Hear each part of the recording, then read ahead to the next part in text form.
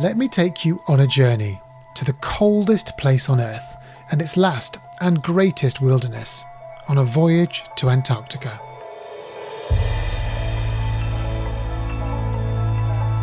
Hello and welcome to A Voyage to Antarctica, brought to you by the UK Antarctic Heritage Trust. I'm your host, Alok Jha. What do Antarctic seals and grime music have in common? This week I'll be finding out from Prem Gill, a polar conservationist and polar explorer, who's crazy about all things wildlife, sea ice and nature. Prem is a PhD candidate leading the Seals from Space project with the Scott Polar Research Institute, British Antarctic Survey and World Wildlife Fund. He's also a researcher working on the BBC programme Frozen Planet. Beyond that, Prem is interested in increasing opportunities for underrepresented and disadvantaged groups in polar and conservation science. As the founder of Polar Impact and the British Antarctic Survey's diversity champion, he's used his research to spearhead projects which attract and retain talent from non-traditional backgrounds. He's hosted week-long citizen science and hackathon events. He's also used the sounds of Antarctic seals to produce, you guessed it, grime music. What kinds of seals are there and how are they different? I mean, the amount that I know about seals beyond their general amazingness in terms of what they look like and everything is that I know that Weddell seals, for example, are the ones that everyone thinks of as cute and amazing and lovely to look at, and you know, there's perfect sort of cylindrical round things essentially. And then there's the leopard seals, which are something else entirely in terms of slightly more sinister creatures, and that's what we hear anyway. Tell us the sort of the main types of seal, and which one's your kind of personal favorite? Okay, yes. So you've mentioned, I guess, the two big players that everyone knows: the very, very adorable Weddell seal, and the slightly scary but cool leopard seal. But they are scary, but a little bit, aren't they? I'm not just trying to anthropomorphize here, but they are slightly scary. I do. I mean, I think it's the lack of visible neck on a leopard seal. It's just shoulders and muscles and head and teeth. Which, yeah, and it does have a slightly serpentine look to it, and it does have a bit of a grin going on, which at certain angles is cute, and at other angles not so great. A bit creepy, I would say. But but for me personally, I love all the seals, of course. And I guess within the groups you've mentioned, there's 6 species of seals in Antarctica. So you have your fur seals and your elephant seals, which really drove the early exploration of Antarctica because they were being hunted for their fur for markets in, China, New York, London. You also had elephant seals being hunted for their oil. But outside of that, you have the ice seals. Now, they weren't really hunted extensively. There was no sort of commercial sealing industry based on the ice seals. But they are, amongst the most numerous seals globally. So you have the crab-eater seal. There's the Ross seal, which is very small, very rare. I think there's only about 70,000, an estimated population of 70,000 for the Ross seal. So they are the most, leopard seals, there's only 30,000. So you have your Ross and your leopard seals, which are both relatively rare. They're quite solitary. And we really don't know much about the Ross at all. I mean, I myself, I just know what it looks like, and that's about it. And then, you have the leopard seal, which is the biggest seal species to exist. It is big, it's muscly, it's bulky. It's actually more like a fur seal in its sort of build than it is a Weddell seal. So it's just to say there's a distinction between fur seals and sea lions and what you call true seals, the ones without ears, which are the crab eaters, the Weddells, the Ross and the leopards. But the leopards are a bit more built like a fur seal. And for those who have been to Antarctica, we all know the fur seals are I don't know what's the word. They're quite athletic creatures compared to a chubby little Weddell seal, and they can chase a person down a beach and run as fast as a human down a beach, and they have quite a bad bite from what I hear. They can chase a person down a beach. That's not what I want to hear, if I'm honest. how did you get interested in those animals? I mean, of course, we all love seals because they're beautiful and cute, but what got you into them? So my interest in seals began with witnessing the world's most rarest seal, which is the Mediterranean monk seal. And this was during my undergrad at Cardiff University studying marine geography. And we were in Greece doing fieldwork. And we had a report that, monk seals were in the area. However, we were aware that these were really elusive and shy animals, and that typically it was extremely difficult to spot them because they would normally be hiding away in these secluded coastal caves. However, I did spot one, and it was on a sunbed, surrounded by tourists. Hang on, an actual sunbed? Yes, it was just lounging away on a sunbed, surrounded by tourists who were just having a great time eating kebabs and drinking beer. Cocktail in its flipper. Exactly. And I saw that scene and I thought to myself, well, wow, if this is how easy it is to monitor the world's most rarest seal, how easy would it be to monitor the most common seal? And it turns out that the seals with the highest abundances are the seals within Antarctica, and they're actually super, super, super difficult to monitor simply because they live in within that sea ice region, which is notoriously difficult to access and monitor.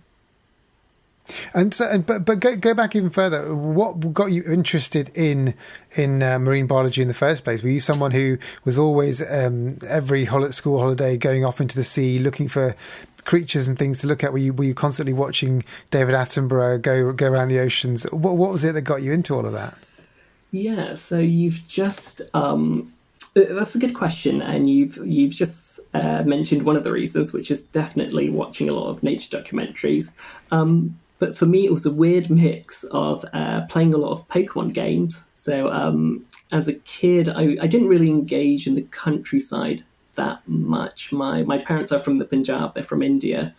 And even though they themselves are from quite a rural region, I think a weird thing that typically happens with a lot of sort of immigrant kids is that in the UK, engaging with nature and doing recreation with nature suddenly...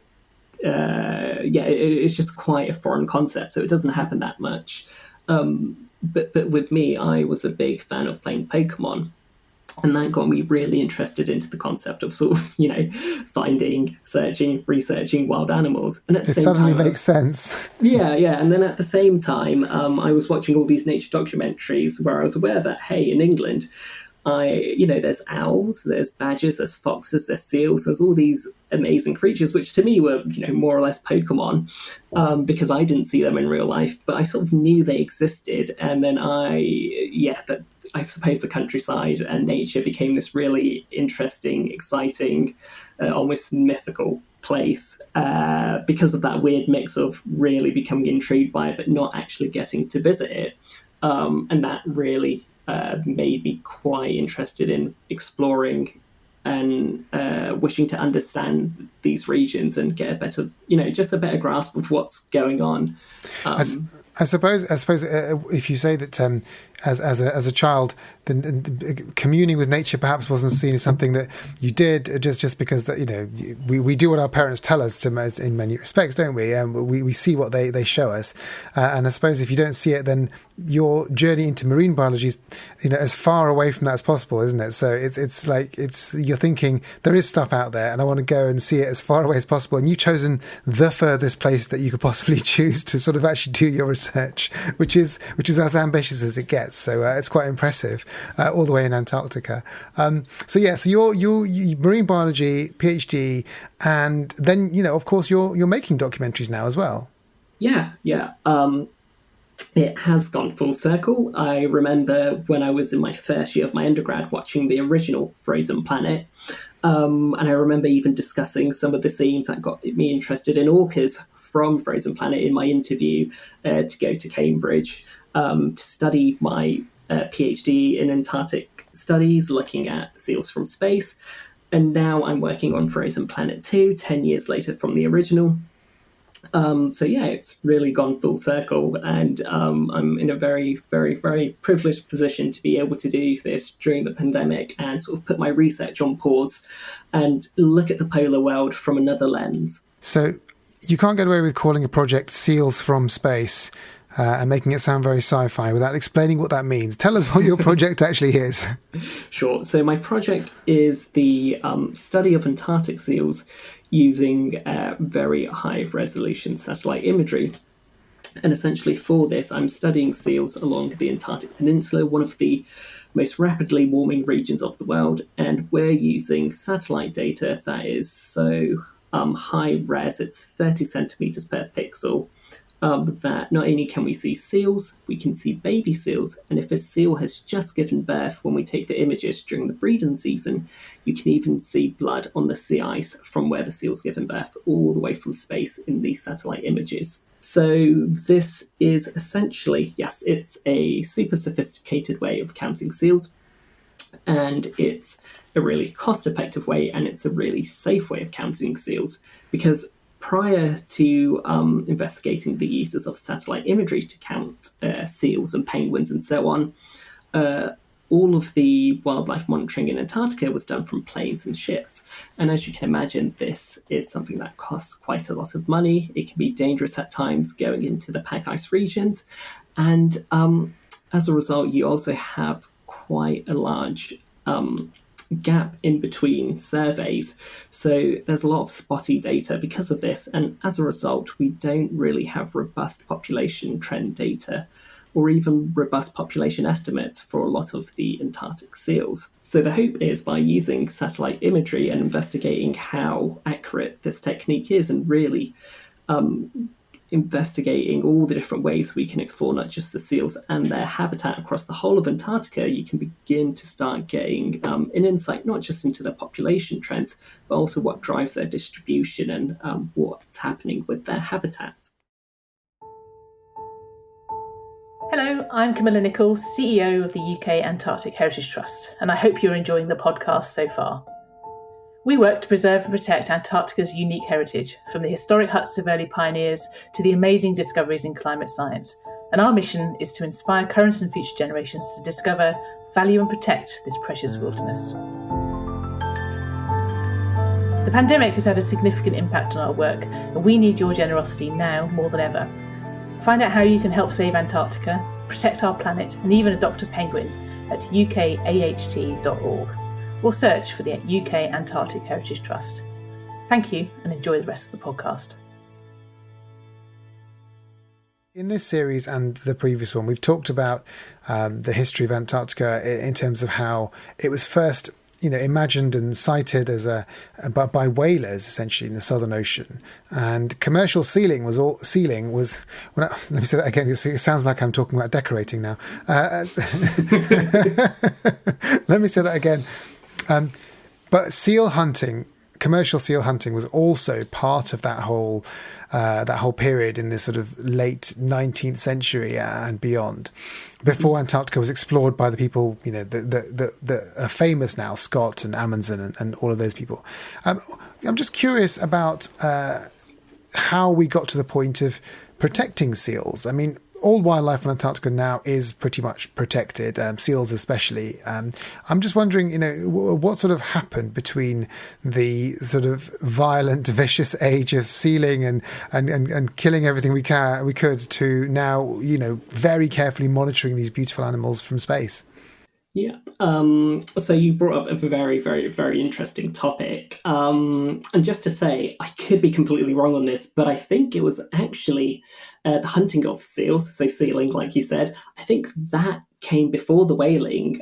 So if I could be completely mistaken, but the way I understand it is that early reports of these really large populations of seals on islands such as South Georgia from explorers like James Cook in the late 18th century. That's what drove the very earliest exploration of Antarctica. So James Weddell, for example, who has the Weddell seal named after him and the Weddell Sea, he was one of those early seal hunters. And like you said, it was interesting in that, on one hand, it was violent. People were killing seals, depleting them at incredible rates. I mean, upon South Georgia, the population of fur seals, for example, they were pretty much depleted within decades. And then on other islands with smaller populations, such as the South Shetlands, it only took 3 seasons, so essentially 3 years, for that population to become decimated itself from its discovery. So you had this exploration of Antarctica being driven by the fur seal trade, by markets in Canton, in China, in Europe, in New York. But as I mentioned, those populations of fur seals became depleted very quickly. So it just didn't become very viable once the population was decreased so heavily. So you had a closure of the sealing industry, and it was after that a lot of legislation came in to protect the seals. So some of the earliest legislation was within the Falkland Islands, I believe, which had a complete ban on fur seal hunting. And then after that, you had in the 1970s a conference held in London. And essentially you had the Convention for the Conservation of Antarctic Seals. That was created, that was signed, and that banned the hunting of fur seals, elephant seals, and Ross seals, which is a very, very rare seal. And it provided quotas to catch the ice seals, so Weddell seals, crab-eater seals, leopard seals. There were quotas to catch those. But I mean, really, there wasn't any sealing since the 1950s. And the only sort of seal hunting you really had was for dog food. So scientists were still killing seals after the 1950s to feed the dogs, which were used in early Antarctic exploration and research. But the removal of dogs occurred in 1994 because there was worries that distemper virus could be spread from the dogs to the seals. So really, since 1994, seals have virtually been, fully protected. They're not hunted anymore. And it was around the 1970s, 1990s that we started to get, modern, comprehensive studies of seals going on. That's the kind of journey. You're a researcher who tracks seals and goes to some of the most extreme places on Earth to do this sort of thing. But that's not all the things you're doing. You're also looking at ways to make polar science more accessible. You're very active as a science communicator and trying to get young people involved in this sort of in these ideas in the way that you were inspired by Frozen Planet and other places. Just tell us a bit about the work you're doing on that front. Your Polar Impact project. What does that aim to do? Polar Impact, also known as the Minorities in Polar Research Network, is all about highlighting, supporting and connecting minorities, Indigenous people of colour from within the polar research community, and really just sharing who they are, what they do, and try and change the traditional sepia-toned images of polar explorer and try to give this fuller, richer picture to show that it's been this field which is in some ways always been quite diverse and quite global, not just recently, but also historically, and at the same time also support ethnic and racial minorities who are currently within the polar research field. And so how do you do that? Well, what kind of events or what kinds of things are you trying to do on that front? We do a whole variety of things. So we try to provide opportunities for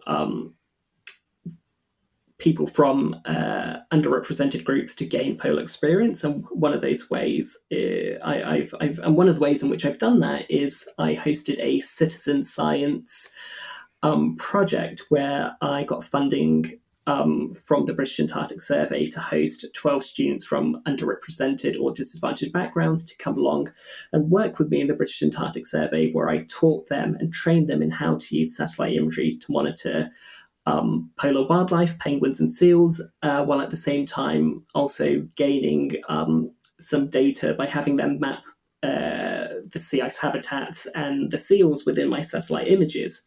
And that was a really amazing week. And I also provided them opportunities to meet lots of amazing senior polar scientists over coffees and so on.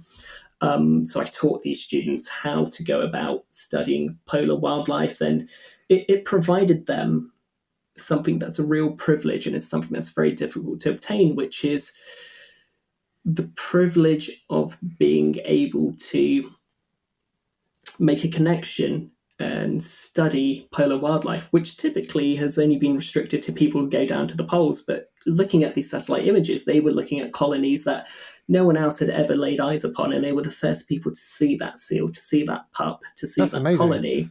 Yeah, and that was really amazing. And were they were contributing to the conservation work there, were they?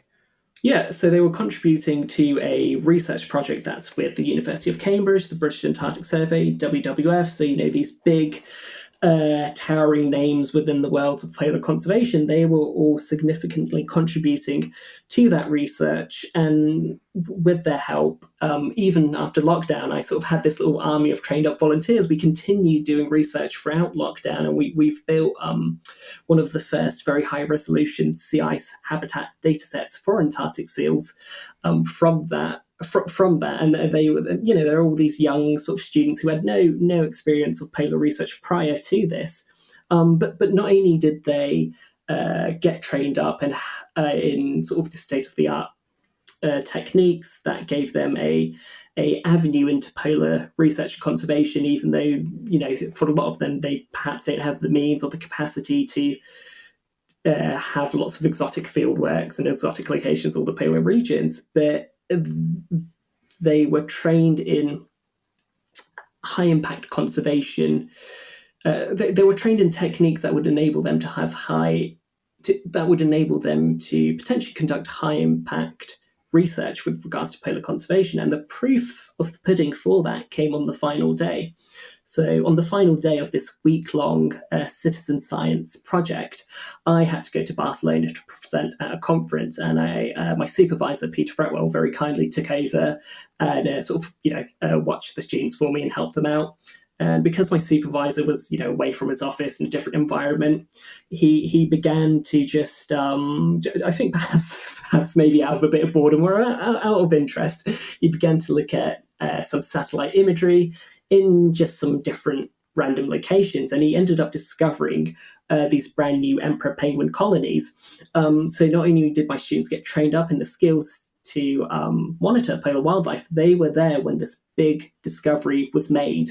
And I think, very quickly, my supervisor wrote that up into a paper and submitted it to Nature and so on. And then it came out, and it was this big news story, and there was so many phone calls going off to my supervisor. And yeah, my students had that full experience, and I was quite jealous that they were in the room when a brand new emperor penguin colony was discovered, I have to say. I need to take a deep breath here, because you've just listed so many things that I can't believe one person can do all of these things in a normal amount of time. So you're doing a PhD, and you're researching for a documentary series, and you're doing about 7 different projects to bring underrepresented groups to Antarctica virtually and through science. So I mean, I find that incredible that you're doing all those things. So, so thanks a lot for your time right now. I feel like I'm taking away from one of these really important projects, to be honest.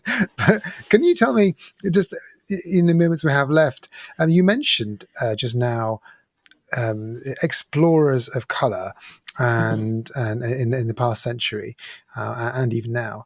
The history of Antarctica, as we've said so many times in this podcast, and as anyone who's expressed any interest in it knows, is very white. The history is very white, and the history is very male. We've talked a lot in this series about how women started to get opportunities to explore, and then get onto it, start to get towards an equal footing with men in the past 50 or so years. And it's not seen as a strange thing at all. And it should never be that the women on the continent now being researchers and scientists and engineers and all sorts of other things. Is there still a sort of an issue in terms of people from non-white backgrounds in Antarctica? So what I would say is that, when it comes to polar research, I think one of the issues is in terms of just the image of who a polar researcher is. And as you've mentioned, it's often, the go-to image is often a perhaps wealthy, white, bearded, sepia-toned image of a man who's been funded by the Queen to go on a polar expedition, and that certainly isn't the case. Now we have a whole variety of people across the globe conducting polar research, and even within nations, there's a much wider cross section of society involved in polar research. But there's still definitely an issue of that image, and I think for many people, for many children in particular, from a very young age, I think your beliefs of who you can be and what you can do can be driven by simply what you see, and in particular what you don't see. So if you don't see women polar explorers, if you don't see polar explorers of colour, it's really easy to just presume, well, that's not what I'm capable of. That's not what I can do. That's not open to me. Yeah. So one of the main reasons I set up Polar Impact is for the few ethnic and racial minorities who are currently involved in polar research, is to really provide support to them to ensure they're retained, because it's not a new story of having ethnic and racial minorities in polar research. They've always been involved, but there hasn't necessarily been that retention because there has been potential issues.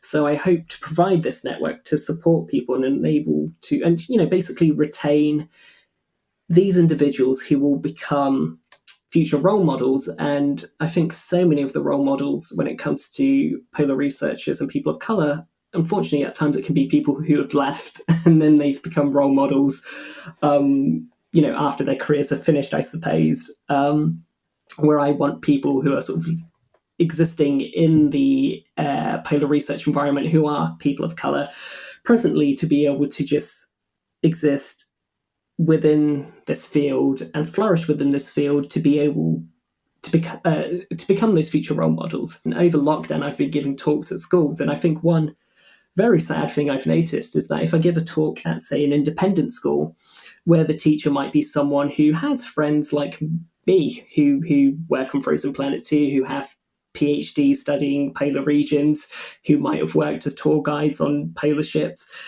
when I'm talking to their classroom, to their children, those kids will often ask me, what can I do to be like you? How do I become a polar explorer, a polar researcher, a seal scientist? Whereas if I give a talk to a school in, say, a state school in a bit more of a working class area, those children won't ask me, how can we become a polar explorer? They'll just be really excited to talk to me, and they're essentially saying, thank you for sharing this experience with us, because we'll never experience it. And the teachers too, not because of any fault of their own, but they too, say stuff like, thank you so much for sharing this. It must be amazing to be this person. And it's a very, they're much less likely to ask, how can we be you? Because I guess, for a lot of working class kids, being a polar scientist is a bit like an astronaut. People do it, but not you. And I guess for other people, it's a viable thing because people who do it. So well, I hope you do. I hope you're. I expect you're the kind of person who, even if you're not asked how to become a polar explorer, you'll tell them anyway, just in case. I will. Of course you will. I'll tell them. That's all your the one man ways. Escapade.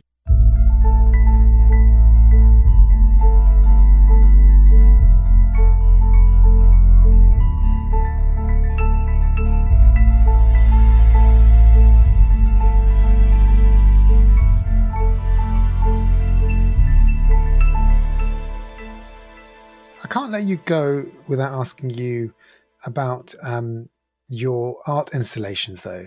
So, as well as all the other things we've talked about, as if that wasn't enough to be doing, you've been making art installations with seal sounds and grime music. Now, you'll have to forgive me. I'm not a grime aficionado, so you're gonna have to explain what it is first of all, and then just tell us about the project. Yes. So, where do I even start? Okay. Where do you start? That's a great question. I know, where? Okay. So, grime music is a genre of music from East London created by the black community there, and it's influenced by a whole bunch of stuff like garage and rap and jungle. But it really, for me, it's something I grew up in my teen years, and a lot of grime music was made it was all made on computers and even on game consoles, sometimes in youth clubs. So a lot of grime music has a very almost retro, synthy, almost kind of like electronic sound to it, if I want to really generalize. So that's what I grew up with, hearing those sort of electronic-y noises, which I was a big fan of for my musical taste. And then, I began studying Antarctic seals, and I came across a video of an Antarctic seal making some noises. And for those of you who haven't heard what an Antarctic seal sounds like, it sounds like the lasers in a sci-fi 70s movie. It sounds like a spaceship laser. It's very it's very otherworldly. It's very weird. It's just some people tell me it sounds like the Doctor Who opening theme tune, but a whole host of descriptions. But it's just these otherworldly cosmic noises. And another thing I noticed is that not only do the seals make these really weird otherworldly sounds, but we also have a base in East Antarctica called Halley, which has a space weather radio station. So the radio waves that are related to the southern lights and are picked up by a very low frequency radio receiver, when you sonify those, it creates sounds that essentially sound just like the Antarctic seals. So I thought, oh, that's cool. The southern lights. It's all coming together. Yeah, it's all coming together. So I'm like, oh, seals, space. They sound the same. This is great. And around this time, I was sort of giving this is during the first year of my PhD, and I was invited to give a talk alongside some very important, impressive people from the departments of the European Space Agency and these other amazing organizations and companies. And I thought, I like where this is going.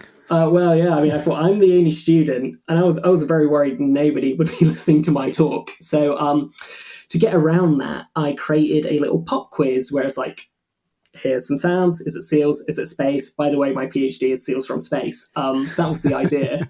So yeah, I went ahead with this pop quiz, which is great. And I use it as a way to also get rid of my anxiety before any talks. It works brilliantly. And yeah, I gave the quiz, and someone came up to me from the Iron Institute who makes techno music on the side. He was like, hey, let's make techno music. And I said, let's do grime instead.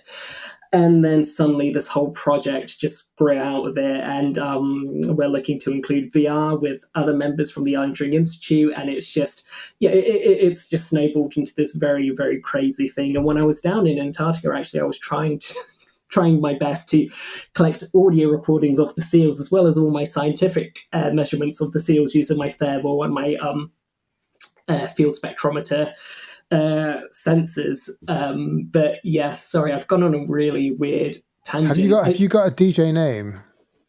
I don't. I mean, my friends. I do need a grime name. My friend Jules, he's the man behind the decks on all of this. He has a very fancy studio, but I mean, I guess I sometimes I go on. It was going to come out. Go on. Well, this is not my name, but I do sometimes.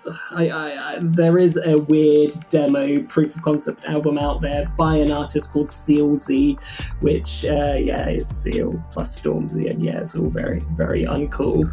Even I know that Stormzy is a very famous grime artist. Even I know that. So, yes. So Stormzy. I'm hoping that when we edit this, that right now people will be listening to a bit of this Stormzy music.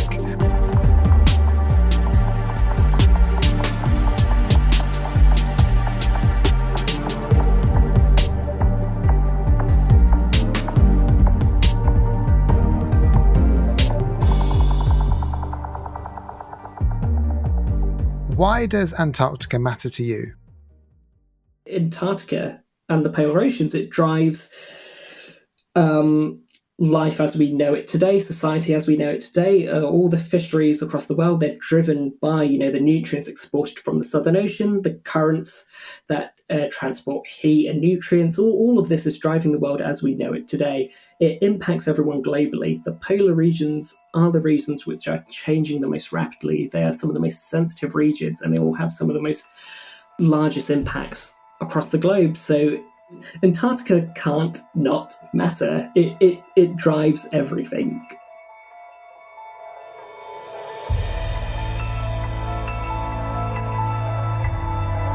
Thank you for listening. A Voyage to Antarctica is brought to you by the UK Antarctic Heritage Trust. To find out more about our guests, including photos and videos, head to our website at www.ukaht.org or follow our Facebook, Twitter and Instagram pages.